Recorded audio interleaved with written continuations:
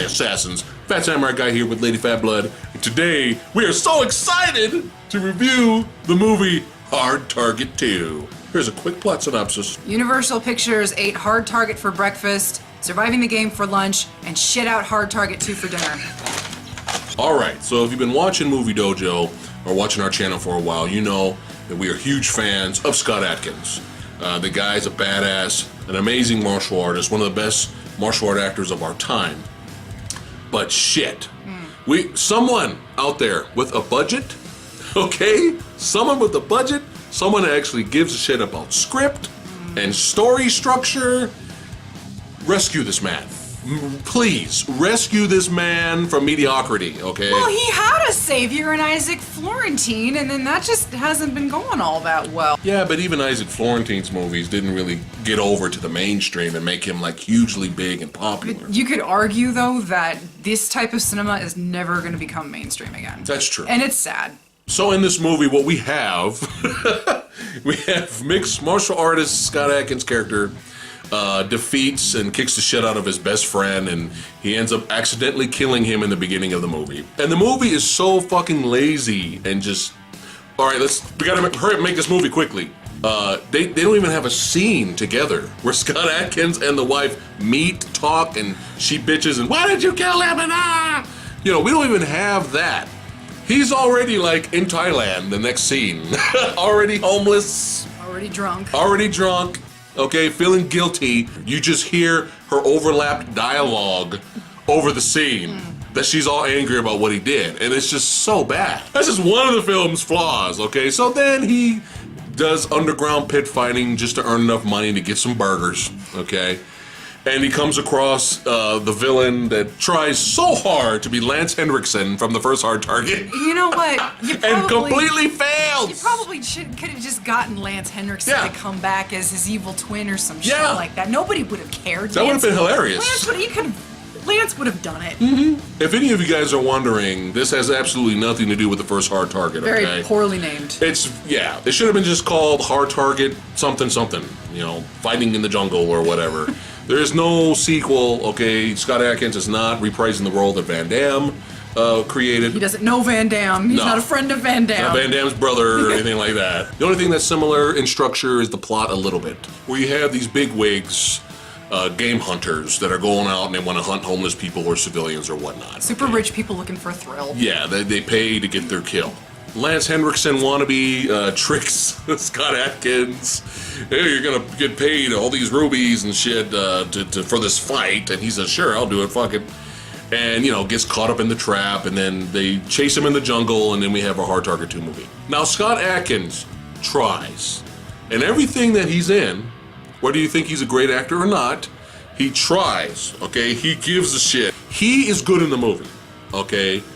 We've seen better, but we've seen better movies. Okay. In terms of the fight sequences, they're filmed okay. You do get some traditional Scott Adkins flashy kicks that makes it look pretty cool. He does some of that. He actually gets in a little bit of a gun kata fight with one of the bad guys, which should have been a lot longer, and it could have been the finale maybe, but you know, it was very brief, but it was kind of something to see. It was something! But overall, all of the action was just very uninspired, very boring, and she was falling asleep during the damn boat chase. There was this climactic boat chase by the end of the film, and here's the problem. I was so uninvested with the story, I was so uninvested with the characters and what was going on in general, and it was filmed just so bland that I literally was starting to fall asleep. I didn't care. And it tried to end with this standoff on this bridge, and there was a whole bunch of nonsense going on in there where you got the bad guys killing these innocent civilians in front, like 50 feet away from these border guards that are armed. Yeah. And apparently the border guards, they don't give a fuck about civilian life. They're just letting these people kill these innocent civilians. So I was like, oh, okay, that's happening. Now, it wouldn't have been a big deal, except the border guards were in the background of the shot the whole damn time, and they're literally just watching as these guys just, we're threatening these, we just killed this guy, and they're just like, it's almost coffee break. And we got some bad stunt doubles, like obvious stunt doubles. There's this one scene where Scott Adkins is on the bike, in the jungle trying to get away, and the next shot, literally the next shot, explosions are going on around right. him. The next shot is the stunt double on the bike with goggles on. He had goggles. Come on, movie. In slow motion. Yes. So it was like even easier to spot. This movie just felt like a boatload of we don't give a fuck. No. Universal, I feel, is kind of notorious for getting the rights. If they have the rights to a film, you can cite examples of The Scorpion King, of the Tremors series. I would even say The Mummy, because even though it wasn't straight to video, they cranked the fuck out of Mummy 3. They didn't give two fucks. When it comes to their franchises, if they feel they can get $1 out of it, they fucking will. Yeah. This movie felt like we have the rights to Hard Target. It's it's almost 20 years old here. Let's see if we can get some money off of it. And you might be thinking, well, you just went in with too high of expectations. You're being too hard on this movie. No. Our expectations, we saw the trailer, okay? Yeah. I feel if you saw the trailer, you knew better than to go into this with high expectations. And that's the problem, is that our expectations were very low. We knew this movie wasn't gonna, really wow us with anything, and it was still a little disappointing. I will say that at least they did go to Thailand. They were on location. You actually have, jungle and elephants, and, there was a little slight effort there, but... You gotta wow us with the action, man. We have forgiven films that looked cheaper, that had worse plots, worse character development, and not really the greatest Oscar-worthy acting performances. We've forgiven films for less. I would cite Skin Trade. Not necessarily terrible acting. Nobody there was terrible, but the plot was very generic.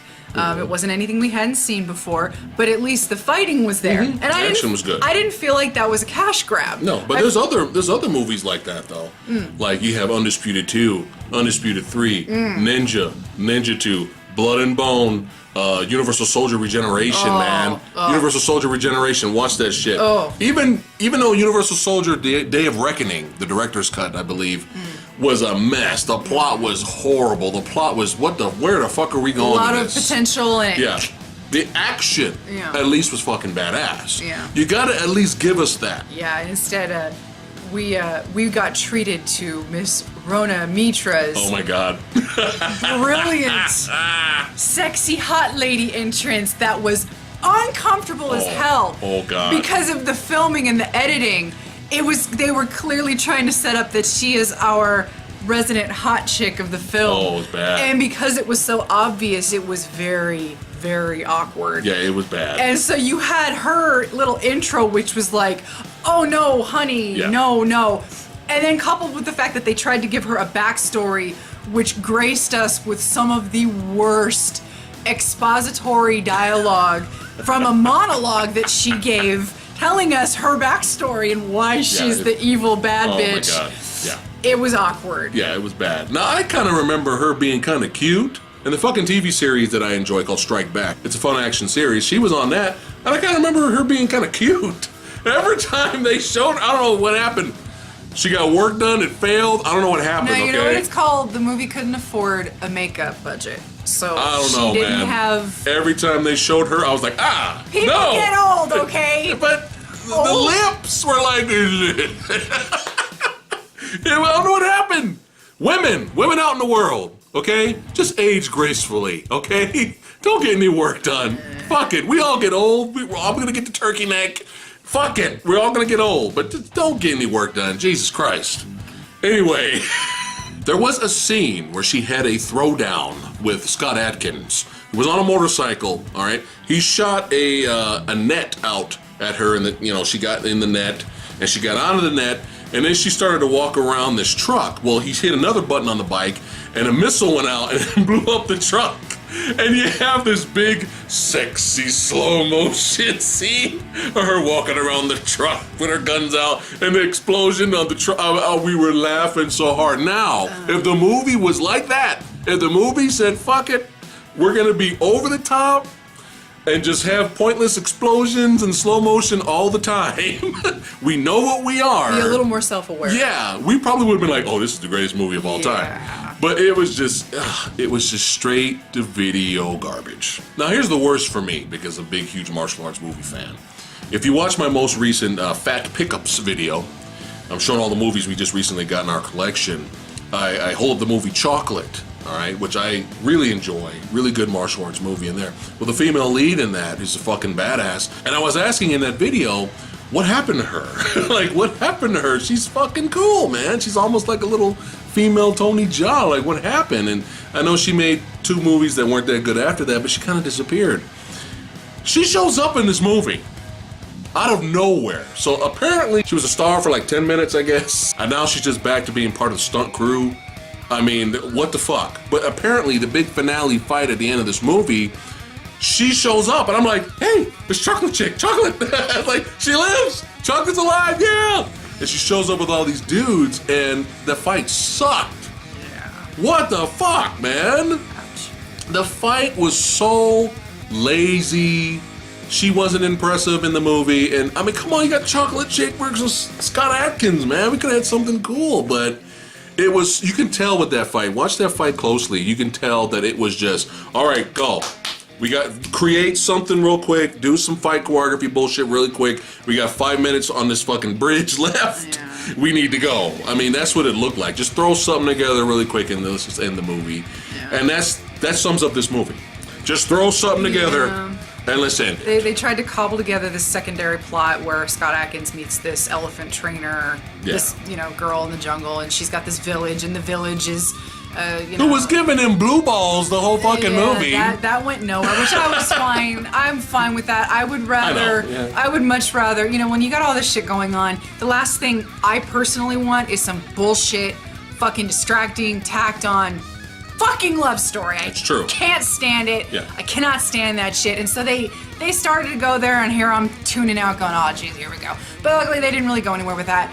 And, they tried to tag, she's got this village, and her brother went missing, and the militia that the rich guy is involved with. The rich guy pays off the militia to let them hunt, but the militia is also doing nefarious shit with this village.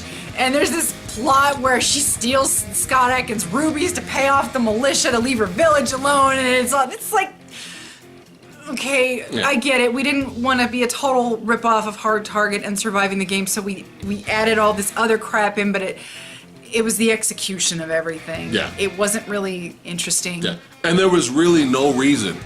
I was yelling at the screen. There was no reason for that militia to not kill Scott Adkins.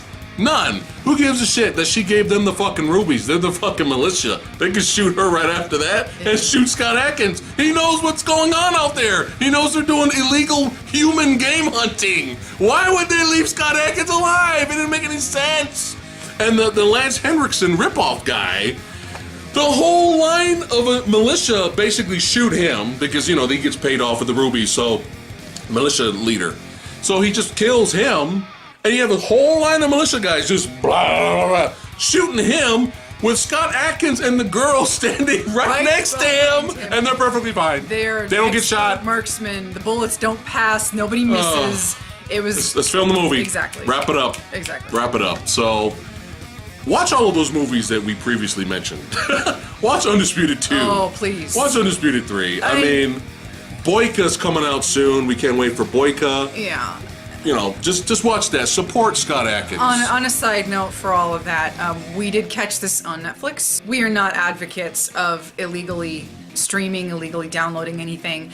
And I read an article that Scott was talking to, I don't know how long ago the article was. I'm not even sure where, what the original article came from. But he was basically saying, he would appreciate it if people would purchase his films. Undisputed 3 made such little money. It's terrible. That it affected... That's a crime. It affected the ability, apparently, to release Boyka. Boyka has been on the shelf, I want to say, for almost a year now. Its release date has gotten pushed back to God knows when in 2017. I fear for the film because I know the budget just couldn't possibly be there, which it doesn't need a huge budget, but when I see the writing of the projects that he's been working on recently, it makes me fearful for this new story in Boyka. I don't want the Undisputed and the Boyka character to go down with a little you know, it's a good character with a pretty decent story behind it. I want it to keep going, and I want this next film to be good, but he wants to make better projects, and he wants to be able to give us a better quality of projects, but in order to do that, his first project needs to make money in order to do that. I've also read that a lot of people, martial arts fans, for some reason, and maybe this is more of a stateside thing, apparently we're a bunch of cheap-ass motherfuckers. We will watch an illegally downloaded or a pirated version of a really good martial arts flick rather than pay for it, like we should. These movies, you know, even the cheapest of films, it costs people time and money to make these things, and they deserve to get some of that back, and it's the cycle. It's not a victimless crime. You know, a lot of people, they don't even want to think about it, but the truth of the matter is, these people, they put time and money and effort. Even if I have no thoughts on Universal's production of this film, of Hard Target 2, even if I think as little as I possibly could of how they put it together, Scott Adkins, maybe the director, and a lot of the cast and crew, they went to Thailand. They made this movie. You know, the budget was shit and the story was shit, but they still put time and some effort. I know Scott Adkins puts all of his effort into his projects. So I'm not gonna say that he didn't give a shit. He did, and he does. They deserve our money, you know? Yes. Some projects don't. We went out and bought Undisputed 2, Undisputed 3, Yeah. The Skin Trade, Blood and Bone, Yeah. Universal Soldier Regeneration, Yes. Ninja 1, Ninja 2. We went out and bought those on Blu-ray, okay? And we rented them, a lot of them we rented them first. Right. But this does not deserve a purchase. This is a I'm rental. sorry. If I'm you want sorry. a $2 rental it, great. It is Yeah. currently on Netflix for, Yeah. you Well, know, if you're streaming If Netflix. you're curious, You know, a lot of people like this movie. I've seen a lot of people defend this movie. I've seen a lot of really glowing reviews. It's just like the 90s. It's like a 90s action throwback. Well, see, that's the problem. Is that Hard Target, which came out in the 90s, it was like 92 or 93, is better. So why would I watch a crappy 90s throwback movie when I could just go back and just put in Hard Target? Hard Target's a better movie. Yeah, it's got John Woo directing it. Yeah, it's got a lot more budget, but it's still better. The action scenes are a lot more fun. The villains, you got Arnold Vosloo and Lance Henriksen, two great villains in the movie. You got something to keep us interested, okay? Hard Target 1 is glorious. It's gloriously cheesy. It is cheesy, pointless John Woo slow motion throughout the whole movie, explosions, doves, but it's a huge body count, especially for a Van Damme film, but it's just a lot of fun to watch. This was not fun. Guess what we forgot? What? The doves. Oh my God!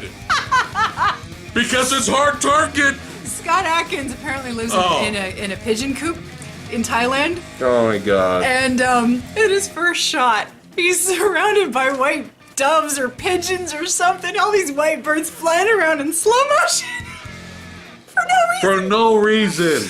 That was a thing in this movie. I just completely forgot about it. And you mentioning John Woo and the slow motion, I had to just throw that out there. John Woo's trademark is That that was- he has the doves. There's flying around. the reason it's called Hard Target 2. Yeah. Because the doves come back. Yeah, we're reaching here, but that was it. Why have fucking doves? Just to stop. And I love how Scott Adkins' mixed martial arts character had no military background, but yet he was an expert archer. He knew how to use automatic weapons and all yeah. that stuff. Brilliant. Yeah, so we're asking too much questions for a movie like this. But Scott Adkins is the man. Support his good work, okay? He has a lot of good shit out there. Support him. I mean, support the little guy. I know he has a small part in Doctor Strange coming out this year, which means he'll probably die. But, I mean, just he's awesome. So support Scott Adkins, but we can't really recommend this one. Yeah, it worked for some people, and I'm really happy because I've seen a lot of people on Thread saying, I bought my copy, and if you enjoyed this, you know, if you enjoyed this, I am so happy, and thank you for buying the film and doing it the right way. Is this the worst thing I've ever seen? No, there's We've worse. always seen worse. Yeah. But it's not something that we're going to be buying on Blu-ray in any way, shape, or form. We will not be making a purchase out of this. I'm very happy that we caught it on Netflix. Yeah, when I'd rather watch Surviving the Game starring Ice-T, that's not very good. It's not a good thing. So we give Hard Target 2 1.6 out of 5 ninja stars. Alright, that's it for today's episode of the Movie Dojo. If you have seen Hard Target 2, let us know what you guys thought about it in the comments below. I'd like to thank all you guys for watching. You guys rock. And tune in for my next review of Never Back Down, No Surrender, starring Michael Jai White. See you next time. Like, share, subscribe. Like, share, subscribe.